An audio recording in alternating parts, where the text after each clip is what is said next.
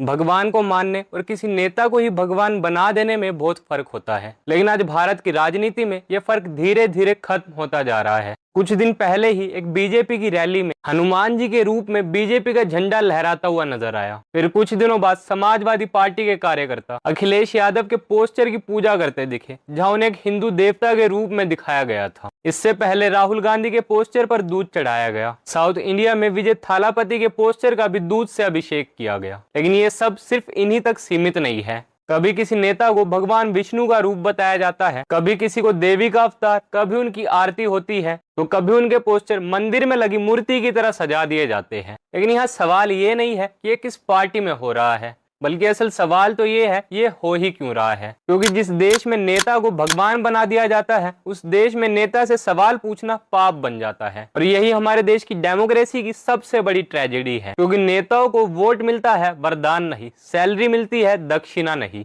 और तो और उनके हाथ में सत्ता दी जाती है, ना कि कोई दिव्य शक्ति। लेकिन जब किसी नेता की पूजा शुरू हो जाती है तो उसकी हर गलती को भी भक्ति के नाम पर जस्टिफाई किया जाने लगता है। रोड टूट जाए, हॉस्पिटल खराब हो, स्कूल बर्बाद हो जाए, बेरोजगारी बढ़ जाए, करप्शन के आरोप लगने लगे, लेकिन फिर भी कुछ लोग कहेंगे हमारे नेता गलत नहीं हो सकते। ये जो नीचे सिस्टम में बैठे लोग हैं, ये तो उनकी गलती की वजह से हुआ है। इसलिए आज की वीडियो ना बीजेपी के खिलाफ है, ना कांग्रेस, ना समाजवादी पार्टी, और ना ही किसी एक आइडियोलॉजी के, बल्कि ये वीडियो सोच के खिलाफ है जो वोट मांगने वाले व्यक्ति को भगवान का दर्जा दे देती है, और वोट पाने वाला इंसान भी खुद को भगवान ही समझने लगता है।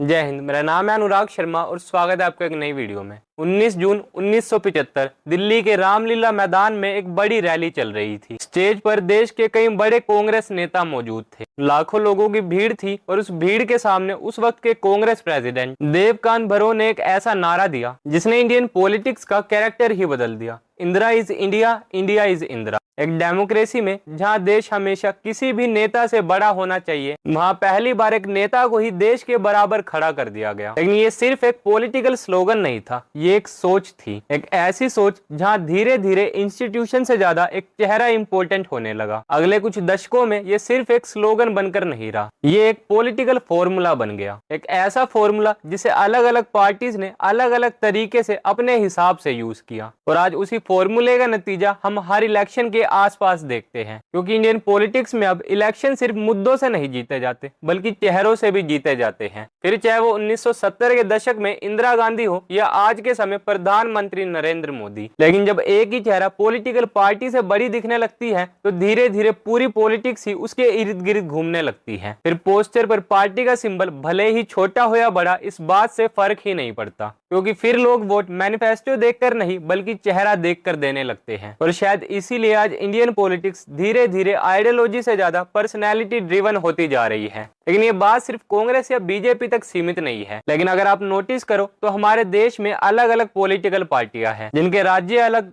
भाषा अलग, यहाँ तक की विचारधारा भी अलग। लेकिन आपको फिर भी एक चीज हर पॉलिटिकल पार्टी में कॉमन देखने को मिलेगी कि हर पॉलिटिकल पार्टी के पास एक ऐसा चेहरा होता है जिसके आसपास ही पूरी सियासत खड़ी कर दी। आप किसी भी पार्टी का नाम लीजिए, आपके सामने एक ही चेहरा नजर आएगा। फिर चाहे वो बीजेपी हो, कांग्रेस हो, आम आदमी पार्टी हो, टीएमसी हो या बाकी कोई दूसरी पॉलिटिकल पार्टी, जब धीरे धीरे वही चेहरा पार्टी की पहचान बन जाए तो वो नेता नेता नहीं बल्कि एक मसीहा बन जाता है, और उसके सपोर्टर्स उसे भगवान बनाने लगते हैं। आप तमिलनाडु में ही देखिए, जहां पॉलिटिक्स और सिनेमा का रिश्ता इतना गहरा हो गया कि कई बार लोग जो स्क्रीन पर हीरो देखते थे उसे ही रियल लाइफ का नेता मान लेते थे। इवन पॉलिटिकल साइंटिस्ट ने भी तमिलनाडु की पॉलिटिक्स को पर्सनैलिटी पॉलिटिक्स सेंट्रिक का एक बड़ा एग्जाम्पल माना है। क्योंकि एक दौर में एमजी रामचंद्र यानी एमजीआर का उदय हुआ तो फिल्मों में उनकी इमेज एक गरीब रक्षक की थी। जब वो पॉलिटिक्स में आए तो उनकी पॉपुलैरिटी सिर्फ एक एक्टर की पॉपुलैरिटी बनकर नहीं रही। उस वक्त की न्यूज हेडलाइंस बताती है कि उनके सपोर्टर्स उनकी तस्वीरों के सामने फूल चढ़ाते थे, और तो और उनके लिए पूजा अर्चना तक की जाती थी।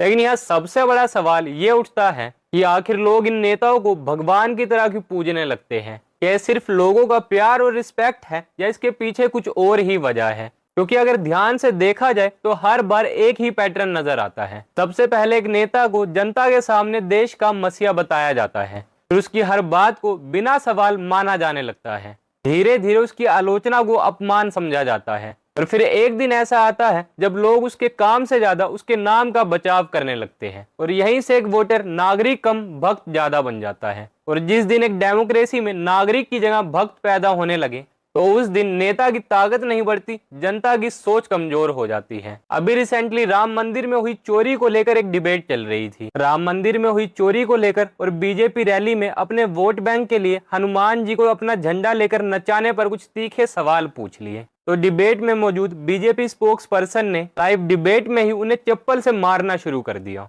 मतलब ये कैसे हिंदू सेंटिमेंट्स हुए? जहां भगवान का अपमान किया वो चलेगा, लेकिन उन नेताओं से सवाल पूछ लिए जो भगवान के नाम पर ही राजनीति करते हैं, वो नहीं चलेगा। तो असल में हिंदू सेंटिमेंट्स नहीं है, बल्कि हिंदुओं पर ये हिंदू सेंटिमेंट्स थोपे जा रहे हैं। जहां हमारे दिमाग में एक तरफ तो इन नेताओं को हिंदुओं का रक्षक बताया जा रहा है, तो वहीं दूसरी तरफ कुछ ऐसी बातें हो जाए तो ये खुद भगवान से भी बड़े हो जाते हैं। चाहे नेताओं से कुछ ऐसे सवाल पूछ लिए जाए तो इनकी इस धार्मिक नेता वाली इमेज को खराब कर सकती है। तो उनके सपोर्टर्स ही इतने अग्रेसिव हो जाते हैं कि मानो उन्होंने किसी नेता की आलोचना नहीं बल्कि सीधा उनके भगवान की ही आलोचना कर दी हो। आखिर क्यों हिंदुओं ने इस बात का खुलकर विरोध नहीं किया जब एक रैली में हमारे इतने पूजनीय पवन पुत्र हनुमान जी का इस तरह से अपमान किया गया? इसीलिए क्योंकि वो अपमान बीजेपी के द्वारा किया गया था, जिन्होंने राम मंदिर के निर्माण में एक अहम भूमिका निभाई है। तो इसका मतलब क्या? उन्हें हमारे हिंदू देवी देवताओं का अपमान करने का हक मिल गया कि अब वो अपने वोट बैंक के लिए भगवान को इस तरह से अपनी रैली में भी जा सकते हैं। अब शायद कुछ लोग बड़े ही ठंडे अंदाज में या बड़ी दबी हुई आवाज में ये कहे कि नहीं नहीं, ये जो कुछ भी हुआ ये बिल्कुल गलत हुआ, ऐसा नहीं होना चाहिए था। बस इतना बोलकर इस बात को यहीं खत्म कर देंगे। लोगों को इस बात में बिल्कुल अपमान दिखाई ही नहीं देता जब इनकी पार्टी के लोग इन नेताओं को भगवान श्री कृष्ण,